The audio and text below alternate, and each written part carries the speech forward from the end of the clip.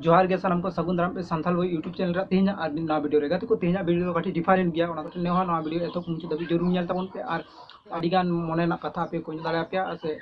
आयमा कथा पे को सा शेयर ना वीडियो माध्यम ते आदो कथा तो नोंका कना जे यूट्यूब रे से अन्य सोशल मीडिया पर नोवा को आदि जोर वायरल कना जे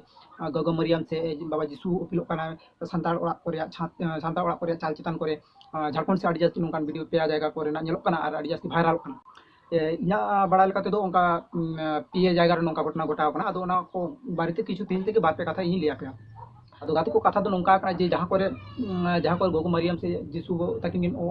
ᱩᱯᱤᱞᱚᱜ ᱠᱟᱱᱟ ᱚᱱᱠᱟᱱᱟᱜ ᱟᱵᱚ ᱥᱟᱱᱛᱟᱲ ᱚᱲᱟᱜ ᱠᱚᱨᱮ ᱜᱮ ᱡᱟᱹᱥᱛᱤ ᱠᱟᱭᱛᱮ ᱚᱱᱠᱟ ᱜᱷᱚᱴᱚᱱᱟ ᱧᱮᱞᱚᱜ ᱠᱟᱱᱟ ᱯᱮ ᱡᱟᱭᱜᱟ ᱨᱮᱜᱮ ᱡᱟᱦᱟᱸ ᱨᱮ ᱜᱚᱜᱚ ᱢᱟᱨᱤᱭᱟᱢ ᱥᱮ ᱡᱤᱥᱩ ᱛᱟᱹᱠᱤᱱ ᱠᱤᱱ ᱩᱯᱤᱞᱚᱜ ᱠᱟᱱᱟ ᱚᱱᱟ ᱫᱚ ᱟᱵᱚ ᱥᱟᱱᱛᱟᱲ ᱚᱲᱟᱜ ᱨᱮᱜᱮ ᱦᱩᱭ ᱠᱟᱱᱟ ᱟᱫᱚ ᱱᱚᱝᱠᱟ ᱦᱩᱭᱩᱜ ᱠᱟᱱ ᱠᱷᱟᱹᱛᱤᱨ ᱤᱧ ᱫᱚ ᱢᱤᱫᱴᱟᱝ ᱠᱟᱛᱷᱟ ᱜᱮ ᱢᱮᱢᱮᱱ ᱥᱟᱱᱟᱧᱟ ᱡᱮ ᱱᱚᱣᱟ ᱜᱷᱚᱴᱚᱱᱟ ᱠᱚᱫᱚ ᱪᱮᱫᱟᱜ ᱥᱟᱱᱛᱟᱲ ᱚᱲᱟᱜ ᱨᱮᱜᱮ ᱦᱩᱭᱩᱜ ᱠᱟᱱᱟ ᱥᱟᱱᱛᱟᱲᱟᱜ ᱠᱚᱴᱷᱮᱱ ᱜᱮ ᱪᱮᱫᱟᱜ ᱦᱩᱭᱩᱜ ᱠᱟᱱᱟ ᱮᱴᱟᱜ ᱟᱫᱟᱨᱥ ᱤᱥᱟᱹᱭ ᱫᱷᱚᱨᱚᱢ ᱨᱮᱱ ᱦᱚᱲ ᱠᱚᱴᱷᱮᱱ ᱢᱟᱛᱚ ᱦᱩᱭ ᱫᱟᱲᱮ ᱠᱚᱜᱼᱟ ᱩᱱᱠᱩ ᱠᱚᱴᱷᱮᱱ ᱫᱚ ᱪᱮᱫᱟᱜ ᱵᱟᱭ ᱦᱩᱭᱩᱜ ᱠᱟᱱᱟ ᱟᱵᱚ ᱱᱚᱰᱮ ᱢᱤᱫᱴᱟᱝ ᱠᱟᱛᱷᱟ ᱜᱮ ᱵᱟᱲᱟᱭ ᱦᱩᱭᱩᱜ ᱛᱟᱵᱚᱱᱟ ᱡᱮ ᱟᱵᱚᱣᱟᱜ ᱥᱟᱱᱛᱟᱲ ᱥᱚᱢᱟᱡᱽ ᱫᱚ ᱪᱮᱫᱟᱜ ᱮᱴᱟᱜ ᱪᱷᱟᱹᱛᱤᱠ ᱡᱟᱹᱛᱤ ᱨᱮᱱ ᱵᱚᱸᱜᱟ ᱠᱚᱠᱚ ᱩᱯᱤᱞᱚᱜ ᱠᱟᱱᱟ ᱟᱵᱚᱣᱟᱜ ᱥᱟᱱᱛᱟᱲ ᱢᱤᱫᱴᱮᱱ ᱠᱟᱛᱷᱟ ᱵᱟᱲᱟᱭ ᱠᱟᱜ ᱯᱮ ᱟᱵᱚ ᱥᱟᱱᱛᱟᱲ ᱦᱚᱲ ᱫᱚ ᱩᱱᱨᱮᱱ ᱥᱮ ᱚন্য ᱪᱷᱟᱹᱛᱤक ᱡᱟᱹᱛᱤ ᱠᱷᱚᱱ ᱫᱚ ᱚᱞᱚᱜ ᱯᱟᱲᱦᱟᱣ ᱥᱮ ᱚন্যান্য ᱫᱤᱠ ᱥᱮᱫ ᱟᱹᱰᱤ ᱜᱮᱵᱚᱱ ᱛᱟᱭᱚᱢ ᱜᱮᱭᱟ ᱟᱨ ᱟᱵᱚ ᱫᱚ ᱡᱟᱦᱟᱸ ᱠᱟᱛᱷᱟ ᱛᱮᱜᱮ ᱟᱹᱰᱤ ᱡᱟᱹᱥᱛᱤ ᱵᱚᱱ ᱯᱟᱹᱛᱭᱟᱹᱣ ᱜᱚᱫᱚᱜᱼᱟ ᱟᱨ ᱚᱱᱟᱜᱮ ᱥᱟᱹᱨᱤ ᱥᱚᱛᱛᱚ ᱠᱟᱛᱷᱟ ᱢᱮᱱᱛᱮ ᱵᱚᱱ ᱢᱟᱱᱟᱣ ᱵᱟᱛᱟᱣᱟ ᱟᱫᱚ ᱤᱱᱟᱹᱛᱮ ᱱᱚᱝᱠᱟ ᱠᱟᱱᱟ ᱡᱮ ᱡᱟᱦᱟᱸ ᱡᱟᱭᱜᱟ ᱠᱚᱨᱮ ᱜᱚᱜᱚ ᱢᱟᱨᱤᱭᱟᱢ ᱥᱮ ᱡᱤᱥᱩ ᱛᱟᱹᱠᱤᱱ ᱠᱤᱱ ᱩᱯᱤᱞᱚᱜ ᱠᱟᱱᱟ ᱤᱧᱟᱹᱜ ᱢᱮᱱ ᱛᱮᱫᱚ ᱱᱚᱣᱟ ᱠᱚᱫᱚ ᱡᱚᱛᱚ ᱴᱷᱤᱠ ᱠᱟᱱᱟ ᱟᱨ ᱱᱚᱣᱟ ᱠᱚᱫᱚ ᱨᱟᱣ ᱨᱮᱭᱟᱜ ᱢᱤᱫᱴᱟᱝ ᱜᱮ ᱢᱚᱠᱥᱚᱫ ᱥᱮ ᱢᱤᱫᱴᱟᱝ ᱜᱮ ᱠᱟᱨᱚᱱ ᱫᱚ ᱦᱩᱭᱩᱜ ᱠᱟᱱᱟ ᱟᱵᱚ ᱡᱟᱦᱟᱸ ᱛᱤᱱᱟᱹᱜ ᱥᱟᱱᱛᱟᱲ ᱥᱮ आदिवासी गाताक रन हर को मेना नुकु को सानाम को ईसाई धर्म रे कन्भार्ट होचोय रिया नोआ दो मिटन चेक को रिया नोआ दो मिटन मारां योगा परिकल्पना गाना माध्यम ते आदिगान होड़ा मने रे नोआ जांग रहोयना जे गोगो मरियम से जिसु ताकिन दो सारिगा आदि सौत और नापाय बंगा बुरु काकिन नुकिन देवा सेवा लेकिन खान मने रिया सानाम आसकु कुमु पुरोआ से मेटा और नुकिन के ते बन देवा सेवा किना उनका लेका मीटिंग हड़ा मन रे जाते मीटिंग भावना से उइहर बोलन मा को खातिर गे नोका घटना दो घटा और नोआ घटना को दो घटावदा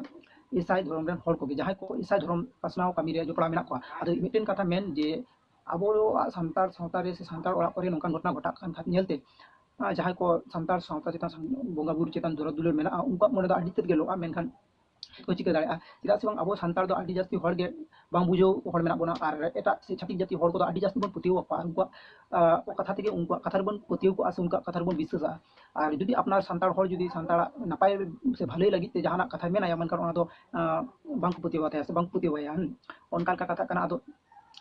इना दिस उदिस तना ओय जहां नोंका मूर्ति को से स्टैचू को कान करे उपिलो कना से न्यूलो कना ओना को सानामा इन फिट मेनती मोनिया और जुदियो नोआ को रियल घटना से सारी सारी के गगो मरियम तकिन सेरमा सरक खन किन फेडो कना हर चाल चितान रे आदो नोआ को दो ईसा धर्म रेन तो आदि नापाय नापाय सत मोनियान और नापाय बंगा भक्तवान नापाय ईसाई से गगो मरियम से जिसु तकिना भक्त हर मेना उनको ओड़ा को दो चिदा बान हुय कना सुदु संताल ओड़ा करे चिदा हुय कना ओनो घटना आपे काटे हुदिस खाते नेल तामन पे चिदा से बंग जास्ती काते आबो संताल ओड़ा करे से संताल अब सानतार कठिन के नोआ घटना जेलोक कना जे छातिक जाति कोरेन बंगा बुरु अब बन अपना जों कान बंगा देवा सेवा बन एहोबेआ मेनकान मेटांग कथा अब हुदिस कते नेल तामन ते जे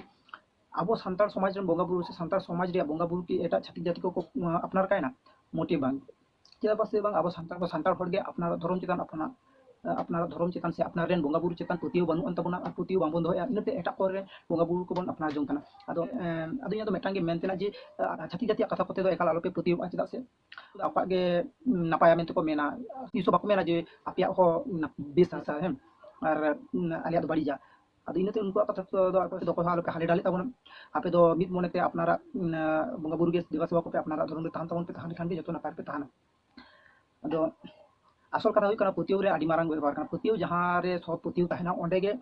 asol suk ar shanti do nyamoa ado hajar am bonga buru paltaw ko tam se dhormem uchu na charo मेनखान पुतियो आसल पुतियो ओकारे ताहान तमा आम ओंडे गे आमा सुख आर शांति दम जाम आमा को मुद्रे आन मिटिंग कथा दो हुय काना जे आबो अतु टोला कोरेन माजी बाबा को ठीक बानुआ इन खातिर ते नोंका अतु कोरे नोंका घटना घटा काना इन माजी बाबा बांग बाड़ाय काते नोंका अतु रे छाती जाति मंगा बुरु को पुजो पासा को ओकाना को संतार को जहाते आबो संतार समाज रे आदि मारंग इफेक्ट पड़ा काना आर मिटिंग कथा दो हुय काना संतार को जतो कोन मारंग धर्मीय स्थान से धर्मीय स्थान जहां दो लुगु बुरु घंटा बाड़ी को मेता काना ओना जहां झारखंड जे ओंडेन को होटेन गे नुन मारंग माने असंग नुन मारंग मीटिंग घटना नेलो ओंडेन को हड़गे लाहाते जुदी नोंका जुदी ईसाई धर्म से एटा धर्म रे को कन्वर्ट आ ताहले कान अन्यान्य जगह रेन हरमा आदि अलगाते आदि माने अलगाते एटा धर्म से को लाहा मा एनका नोंका गे आर मुचुदे जात आर मुचुदे मार मीटिंग कथा सुदु तो को मेता पिया जी अपनारा चितान रे पुतियो दोय का अपनारा भागी जुत नेल पे आपे अपनारा भागी छरा पे अपनारा चितान रे पुतियो आ भरसा विश्वास दोय पे ताहले कान अपनारा गे नेला पे सरेसा एटा वादो मिथे गिया ᱟᱫᱚ ᱢᱟ ᱮᱱᱠᱷᱟन ᱟᱫᱚ ᱡᱟᱹᱥᱛᱤ ᱪᱮᱫ ᱦᱚᱸ ᱵᱟᱝ ᱞᱟᱹᱭ ᱠᱟᱛᱮ ᱛᱮᱦᱮᱧᱟᱜ ᱵᱷᱤᱰᱤᱭᱳ ᱱᱚᱰᱮ ᱜᱮ ᱢᱩᱪᱟᱹᱫ ᱠᱟᱜ ᱠᱟᱱ ᱡᱩᱫᱤ ᱵᱷᱤᱰᱤᱭᱳ ᱯᱮ ᱠᱩᱥᱤᱭᱟᱜ ᱠᱟᱱ ᱞᱟइक ᱥᱮᱭᱟᱨ ᱠᱚᱢᱮᱱᱴ ᱥᱟᱵᱥᱠᱨᱟइब ᱯᱮ ᱟᱨ ᱡᱩᱫᱤ ᱱᱚᱣᱟ ᱵᱟᱨᱮᱛᱮ ᱟᱯᱮ ᱴᱷᱮᱱ ᱟᱨᱚ ᱡᱟᱦᱟᱱᱟᱜ ᱢᱮᱢᱮᱱ ᱥᱟᱱᱟᱭᱮᱫ ᱯᱮ ᱠᱷᱟᱱ ᱠᱚᱢᱮᱱᱴ ᱵᱚᱠᱥ ᱨᱮ ᱚᱞ ᱠᱟᱛᱮ ᱵᱟᱲᱟᱭ ᱦᱚᱪᱚᱧ ᱛᱟᱵᱚᱱ ᱯᱮ ᱟᱨ ᱢᱟ ᱮᱱᱠᱷᱟᱱ ᱛᱮᱦᱮᱧᱟᱜ ᱵᱷᱤᱰᱤᱭᱳ ᱫᱚ ᱱᱚᱰᱮ ᱜᱮ ᱢᱩᱪᱟᱹᱫ